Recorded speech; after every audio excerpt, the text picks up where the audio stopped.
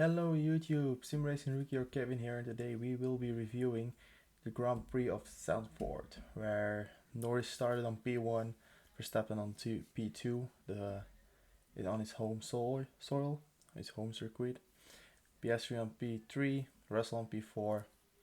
Let's get into it.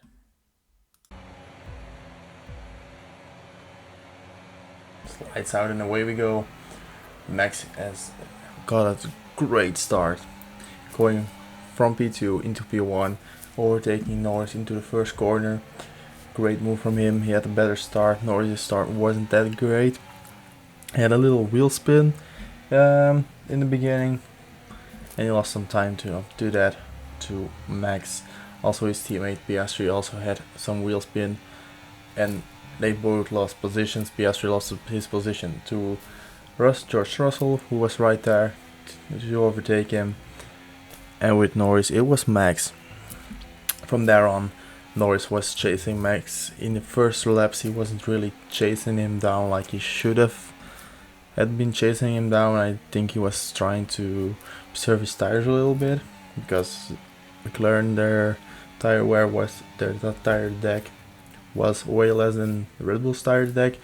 That's what we saw on the few practice sessions that they had during the dry on Friday and a little bit on Saturday.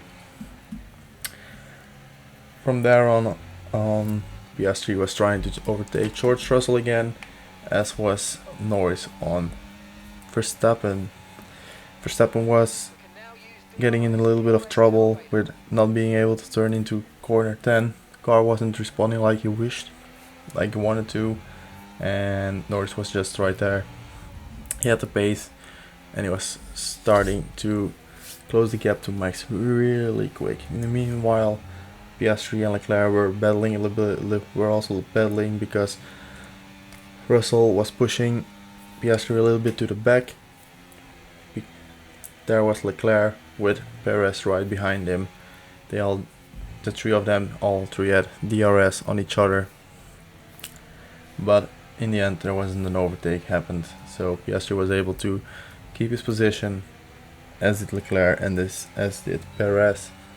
The first one to try to pit was, if I'm not mistaken, was Carlos Sainz. Actually, no, it was more at the back, but they were started to pit. But the first ones to come in the front was Ferrari, going for the hard compound tires, because they saw that the back markers were also pitting into the hard compound tires, and they were even setting the fastest laps. So the hard compound tire was really the tire to go for on that moment, but most of them needed to wait a little bit longer to be able to switch over to the hard compound tires. And then we had Lewis Hamilton, who started in P14 because Alex Albon was disqualified because he got a 3-grid penalty, and he was out in Q2. He started on the soft compound tires together with Tsunoda, who also started onto the soft compound tire, and Alex Albon, I believe, was one other person. I don't remember who, but there was one other person starting on the soft compound tire as well.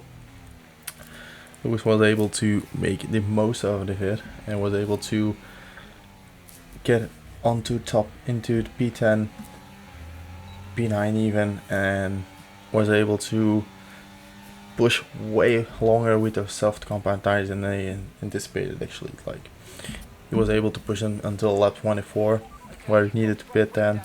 He didn't need to pit, but he pitted then to go onto the hard compound tires, which was actually the pit window to switch over to the hard compound tires and make them last until the end of the race, which Mercedes didn't do. Mercedes were the only ones that didn't finish the second run on the hard compound tires till the end. They also pitted in George Russell, which made him lose track position, and he wasn't able to regain track position, which wasn't the smartest move from Mercedes. Like, with Lewis Hamilton, I get it, because he was in the back, he was able to get back into the top 10. He made his positions up, he was going good, and he was even gaining on Russell at the end. I don't know if he got team orders or not, to not overtake Russell, because he was all of a sudden he was in a comfortable 1.3 seconds, and all of a sudden he dropped back to 3 seconds. So I don't know if that were team orders or not, but he was able to gain a lot of time back on Russell as well. We started in P4, so started way better. Stupid decision from Mercedes there. Also, McLaren did a really stupid decision in my opinion, with PS3 keeping me that long out of pit lane. They should have pitted him way earlier, because they had the pace, but they didn't have PS3 didn't have the pace to overtake Leclerc, whose tires were only 6 laps older than his, which wasn't enough for him to be able to overtake him in the last stint, and made PS3 lose a podium that he had for the first stint. Good game for Ferrari and for Leclerc, of course, and of course for Lando Norris as well, who was able to finish with a comfortable lead over Max Verstappen, and also with the biggest gap this season of P1 to P2. The first one time that somebody finished with 22 seconds, more than 22 seconds in front of the guy in P2. 22.896 seconds to be exactly. So I don't think we're going to see McLaren there on top a lot of the next few races next week in Monza. It's a good track.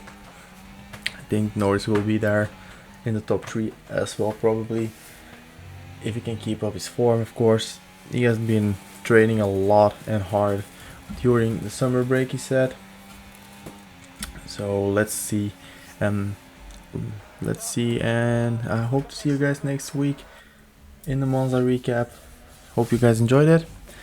Let me know what you guys thought of the race of today, but in my personal opinion, it was not the best race. It didn't happen a lot. It was a boring race. See you guys later.